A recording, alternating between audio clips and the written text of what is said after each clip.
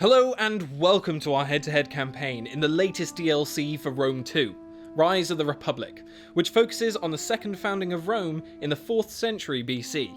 I'm Maddis and I'm going to be playing as Rome, under the command of Marcus Furius Camillus. Rome is destined for greatness, and because of this we gain a -50 to foreign occupation penalties, and a plus 10% research rate. We're going to start a few turns into the campaign. So far my main focuses have been to improve my military and building Rome into a powerhouse. This will enable me to press forwards with the attack on the Veii to my north, and securing a second province for Rome. I'm Jordan, and I'm playing as Brennus of the Senones. Starting on the east coast of Italy in Arminium, the Senones are a force to be reckoned with, and as such, they cannot occupy settlements, they can only sack or raze them.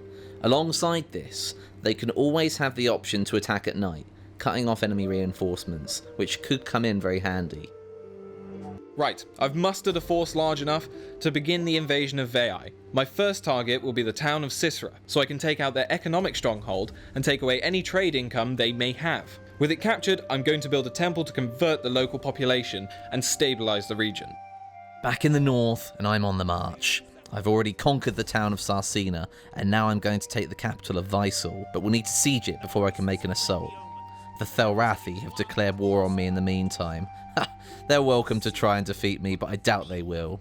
To my surprise, however, the Vaisal do fancy themselves warriors this day. They sally forth before my second army can reinforce me, and they make an honourable effort, but not enough to stop me. With the city secured, I send both forces out to raid the neighbouring enemy regions to offset my upkeep costs and maintain the pressure, reminding the enemy of my presence. Back in Rome, I'm looking to cement ties with my northern neighbours. Knowing that Brennus is on the march, it falls to me to form a united front in order to stop him. However, my neighbours don't seem to want to rally together, leaving me with a non-aggression pact with only Tartuna. And to add to my troubles, the Veii have marched out to attack Sisera, so I'm going to have to recruit some mercenaries to my cause to defend the town. Not only have they attacked, but they've gone to assault Ostia instead, my own coastal trading hub, without any army inside. The Vaisal have been vanquished, and my conquest is off to an excellent start. The kingdom of the Senones now stretches cleanly across from the east of Italy all the way to Luna in the northwest. I muster a considerably larger empire than I started with, so I initiate talks with the 3 other Gallic factions in the region, ultimately with trade or confederation in mind to strengthen my position. I push Brennus down south and put the Thelrathi capital to the sword, and at the expense of training my warriors in Valo's army, I send my war maiden out on a slaughter mission to try and thin the enemy agents building up around me, but to no avail. The Veii have been uprooted and no longer hold territory. However, they have gone for the heart of my budding empire, Rome itself. But they stood no chance against my superior military might. They've been thrown back and dealt with. I know that Brennus is marching south, and no doubt Rome will be in his sights. But there is time before his hordes arrive. The fate of Rome now lies in the hands of my 2 dignitaries. They must begin to hinder the progression of Brennus and his barbarian hordes. By throwing money at the situation, giving to my neighbours and my dignitaries, I'm able to bribe off individual units. Unfortunately, in this case, I don't have enough information on each unit, so I can't target high-level troops. My march south seems unstoppable. The shield of the Vaisal is now completely gone, and with the Etruscan League and Aritim in complete disarray, I've managed to intercept the Etruscan main army, not far from Siena. They fight me aggressively, as they should, their last bastion of their people, truly, but get their chariots caught out very quickly in the battle. I try to push my cavalry and ranged advantage on the right flank, but get equally forced back by their mercenary archer fire. Eventually they charge me, and my young swords break the back of their army, utterly eviscerating them.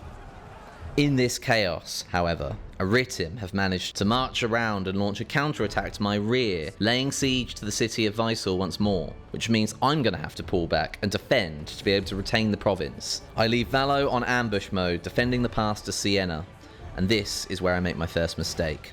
I put Brennus in forced march to break the siege, which when I arrive leaves me completely open to a combined ambush from a way larger Aritim force, as well as a small Etruscan army.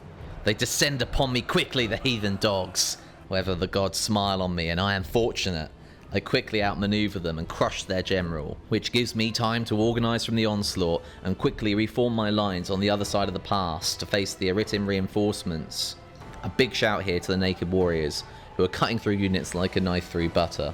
With Vaisal settled and retained once more, I return to Aritim to reinforce Valo's army in his siege effort, as they face the Garritan sons of Tinia, held up in Aritim. Brennus is sieging Aritim with 2 large armies. Now is my chance to bribe a unit away from his force. I'm going to go for Brennus's army, as I can see there are some naked warriors in there. And I want those guys gone, as they have been racking up kills like it's nobody's business. With a 20% chance of success, I don't have much hope, but I'm going to go with it anyway. Oh, and a huge blow for Brennus. He can't recruit any of those units for a while yet, so that should hopefully slow him down. Now, I need to build up some more diplomatic ties, as I'm sure I'm going to be getting some backlash for my actions there. So I'm going to try and gather support with non-aggression pacts, trade agreements and defensive alliances, and ultimately declare war on Brennus and put an end to this once and for all. Rome tests my patience. They cower weakly behind their petty dignitaries, but commit no troops to a proper fight like men. However, I reinforce my politician Sobios' position at home and secure him a promotion. With Aritim taken, Valo is then unleashed. I send him to cut his way down the coast, devastating every city as he goes, while Brennus heads down the centre, taking Clevesin and quickly Villisna after that. Rome is now in sight. Brennus is almost here. He has taken Villisna, putting himself on the path to Rome. My smaller, more elite second army shall hold Veii, with the garrison helping them out. And I will move over to Sisera and block their path there. This will force them into a conflict and protect Rome. I will continue to disrupt the enemy, even going so far as to try and bribe the generals to join my side. But they are resolute to the last. I'm hopeful of my neighbours being able to disrupt Brennus' home territory. He's overcommitted in the south, leaving him open to attacks from sea and from the east. Valo the Cunning, as he has come to be known. He extinguishes the last hope of the Etruscan people as Tarchuna falls. And as my right-hand general, he has built up significant gravitas for the opposition party for the role he's played in this campaign. But my entire empire is wide open while I commit my full force and strength against Rome, and killing the man would leave the clans in disarray, or worse, a secessionist civil war. I send him to return home a hero, arranging games and festivities for the people. Then I gather support for Brennus as well in my own party, for bringing in a new general to manage the last leg of this push. I committed Valo's army, the Razorbacks, to Sisera to tie up the Roman main force, but actually disengage and rejoin Brennus and the rest of the Gallic horde just before they commit to the attack on Veii, leaving the Roman levy army heavily outnumbered and the path to Rome truly open. We are under siege. The hordes of Gauls are at our gates, and the people of Rome must fight for their survival. Veii is outnumbered 3-1, but every man will do his duty, for the future of Rome depends on this. The battle is tense. Using my settlement to my advantage, I forced Brennus to lose a large portion of his army just getting over the walls. But soon he manages to outflank me, and I must fall back. A fighting retreat causes me to suffer great losses, but nonetheless my men fight on. But soon all is lost. Veii is sacked, and everyone is killed. With Veii lost, I have to make my final stand at Rome. Brennus has taken a substantial amount of losses, which has weakened his position, but still he marches on. The legions of Rome must not falter. To ensure the continued stability of Rome in the face of defeat, I have gathered support to elevate myself from consular tribune and general to dictator, giving me all the powers of the Senate. As we encamp mere miles from Rome, I send word to the Council of Druids in Arminium.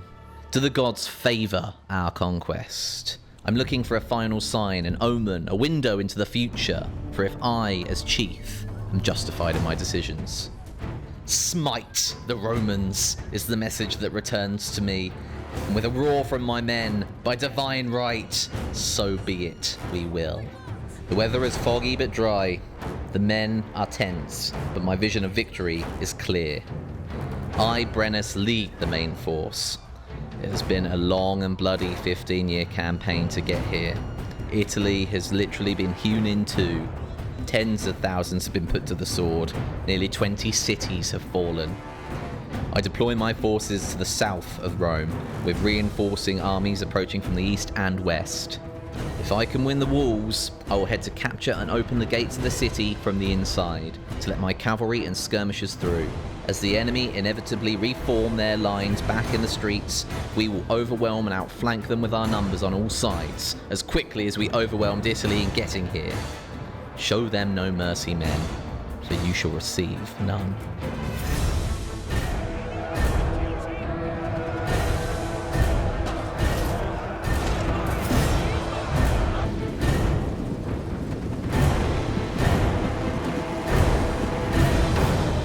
With the Gauls infesting Rome, I have no choice but to make a final stand to save Rome from destruction. Camillus has rallied men from our southern territories to protect our nation. They ride to our aid as we speak. When they breach our lines, I shall fall back. When they charge me in the streets, I shall fall back.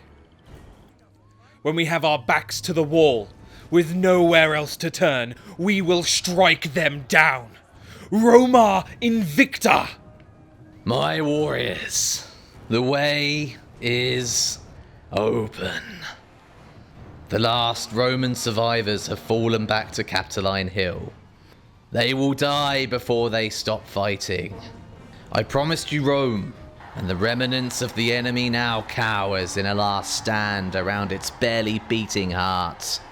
So stab at it, push forward and bathe the streets in Roman blood.